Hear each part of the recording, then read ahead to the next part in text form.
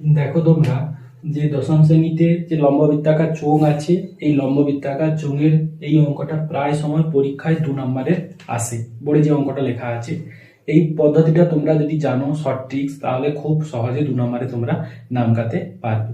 তাহলে দেখো বোর্ডে অঙ্কটা কি দেওয়া আছে, অঙ্কটা যে সূত্রটা দেওয়া আছে সেই সূত্রটা নিয়ে আমরা আলোচনা করি ফার্স্টে। একটা লম্ববৃত্তাকার চোঙের ব্যাসার্ধের পরিবর্তন a% ও উচ্চতা b% হলে আয়তনের পরিবর্তন কত হবে? সূত্রটা কি বলেছে? সূত্রটা বলেছে 1 প্লাস a বাই 100 এর whole square into 1 plus b minus 100 minus 1 into 100%। তাহলে লম্ববৃত্তাকার চোঙের ব্যাসার্ধ 20% বৃদ্ধি, উচ্চতা 30% হ্রাস। যেখানে বৃদ্ধি বলেছে সেখানে প্লাস দেবো, আর যেখানে হ্রাস বলেছে সেখানে মাইনাস দেবো। সেক্ষেত্রে তাহলে বসিয়ে দিই। তাহলে আয়তনের পরিবর্তন ডেল্টা ভি সমান কি হবে? 1 প্লাস 20/100 এর হোল স্কয়ার ইন্টু 1 মাইনাস 30% হ্রাস, মানে 30/100 মাইনাস 1 ইন্টু কত? 100%। এবারে 120/100 120/100 ইন্টু 70/100 মাইনাস 1 ইন্টু 100। তাহলে এই শূন্য এই শূন্য এই শূন্য এই শূন্য এই শূন্য কেটে গেল। তাহলে 1 পয়েন্ট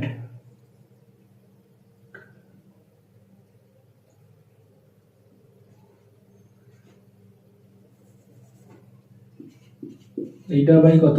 10 মাইনাস 1 ইন্টু কত? 100। তাহলে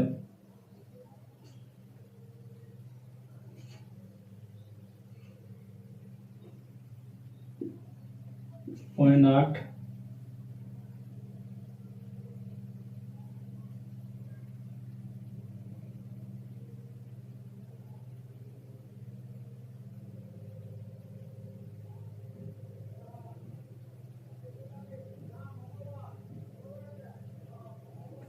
তাহলে এটা গুণ করলে কত হবে?